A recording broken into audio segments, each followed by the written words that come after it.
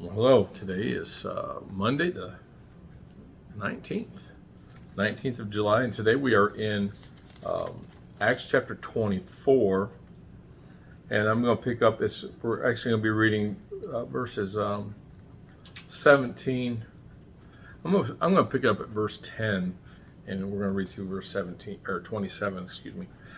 Word of God says, "Then Paul, after the governor had nodded to him to speak, answered, 'Inasmuch as I know that you have been for many years a judge of this nation, I do the more cheerfully answer for myself, because you may ascertain that it is no more than 12 days since I went up to Jerusalem to worship. And they neither found me in the temple disputing with anyone, nor inciting the crowd, either in the synagogues or in the city. Nor can they prove the thing of which they now accuse me. But this I confess to you, that according to the way,'" which is following Jesus is the way, "which they call a sect, so I worship the God of my fathers, believing all things which are written in the law and in the prophets. I have hope in God, which they themselves also accept, that there will be a resurrection of the dead, both of the just and of the unjust. This being so, I myself always strive to have a conscience without offense toward God and men. Now after many years I came to bring alms and offerings to my nation, in the midst of which some Jews from Asia found me purified in the temple, neither with a mob nor with tumult. They ought to have been here before you to object if they had anything against me, or else let those who are here themselves say if they found any wrongdoing in me while I stood before the council, unless it is for this one statement which I cried out, standing among them, concerning the resurrection of the dead. I am being judged by you this day.' But then Felix heard these things. Having more accurate knowledge of the way, he adjourned the proceedings and said, 'When Lysias the commander comes down, I will make a decision on your case.' So he commanded the centurion to keep Paul and to let him have liberty, and told him not to forbid any of his friends to provide for or to visit him. And after some days, when Felix came with his wife Drusilla, who was Jewish, he sent for Paul and heard him concerning the faith in Christ. Now as he reasoned about righteousness, self-control, and the judgment to come, Felix was afraid and answered, 'Go away for now. When I have a convenient time, I will call for you.' Meanwhile, he was hoping that money would be given him by Paul, that he might release him. Therefore he sent for him more often and conversed with him. But after 2 years, Porcius Festus succeeded Felix, and Felix wanting to do the Jews a favor, left Paul bound." So Paul has been accused of trying to cause a riot. He's been accused of being an enemy to Rome. He's been accused of all these things, falsely accused, by the Jewish people who came from Asia, and then by the Jews there in the synagogue in Jerusalem as well. And now he's being brought before the Roman leaders to be judged, whether or not these accusations are true or not. And here we just read that he's been held now in bonds in It's because he's been falsely accused. All because he preaches Jesus and the resurrection. So how can we apply this to our life, right? As we think about our own lives, we need to look at this passage and ask those questions I always talk about. SPECT. Put on the spectacles and ask the questions. Is there any sin for me to forsake? Is there any promise for me to claim or principle to apply to my life? Is there an example that I can learn from? Is there a command that I should obey? And T, is there anything that I should be thankful for? So as we think about the sin to forsake, Paul hasn't committed any sin. We do see this ruler now, Felix, hoping to get a bribe from Paul so he can let him go, wanting to pat his pockets because of his position, and of course this is a sin, and it's a great temptation. You know, it's a sad thing about our country is you look at it, and we jokingly talk sometimes, like, you know, you can see a fairly average person get elected into office, and the next thing you know, they're a millionaire.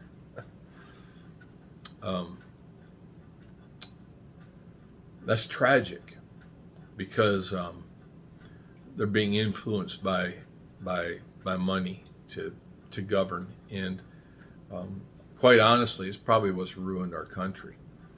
One of the many factors, but probably a pretty prominent one. Corrupt politicians, and money has a tendency to corrupt things like that. So that's a sin that we should forsake, and we need to pray for men and women of integrity to be placed in places of leadership, be voted in. Secondly, we think about, is there any principle to follow or apply to our life, or promises to claim?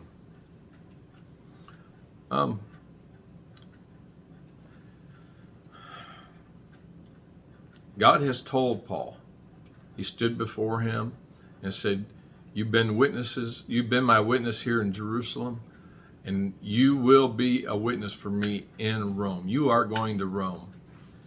And yet now here Paul finds himself languishing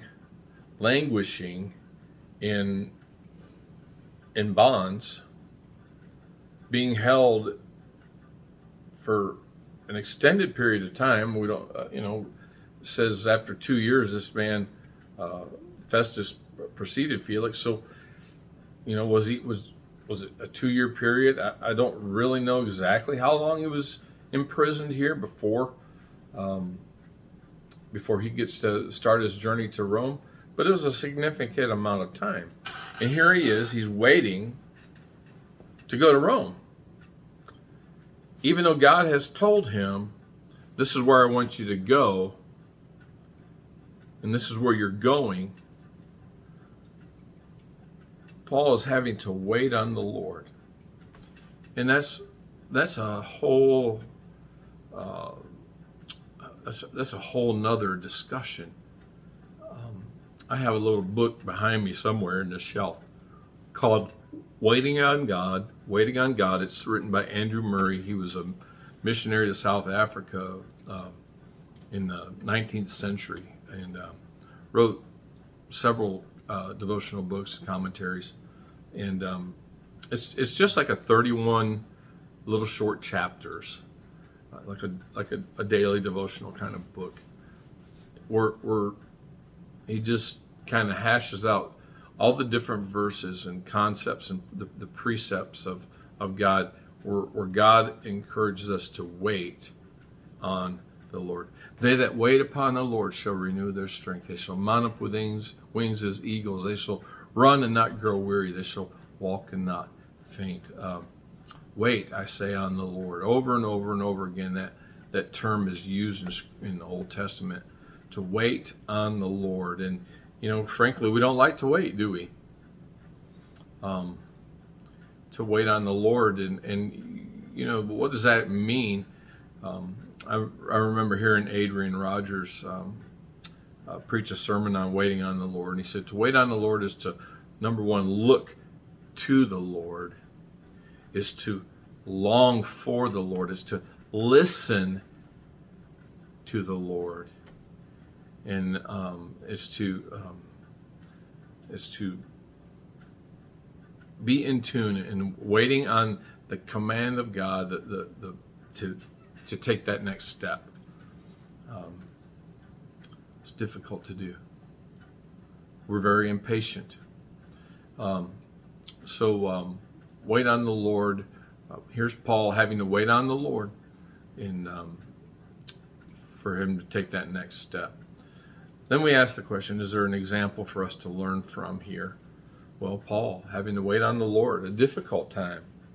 Thankfully, God had allowed that he could have people come and visit him. He could have people bring him food and, a jacket or, whatever he needed. So, could have been worse, but here he is. He's waiting on the Lord.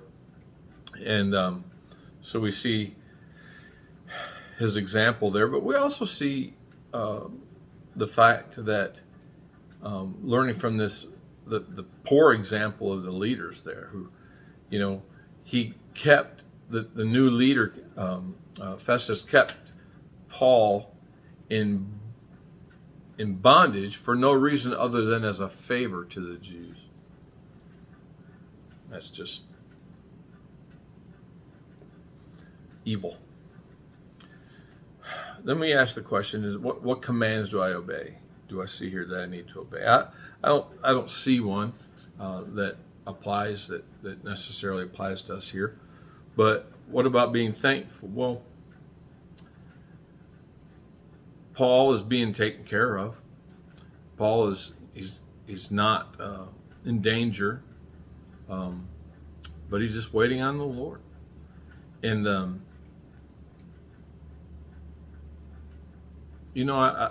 it's difficult to wait. I can't tell you how much I hate waiting in lines, or it's just something that we don't like to do. We live in a society of instant everything. We like things to be just like, right there, right, just like that. And that's just not always the case. So learning to wait on the Lord is something that maybe that's what God was trying to teach Paul during this time, was to learn to wait on the Lord. So just be thankful that God's in control and he knows what's best for us. And I was awakened this morning by an explosion in my front yard. It literally shook the house, and the power went out, and I didn't know what in the world was going on. The transformer in my front yard blew up. So that's spent the whole morning waiting for the power to come back on. It's been an interesting morning this morning, but God is faithful, and things happen, and we just have to take things in stride and know not to worry about the things that we don't have any control of. Paul didn't have any control when he'd get released. He just had to wait on the Lord. That's all I have for today. I hope you have a blessed day, and we will talk to you again tomorrow.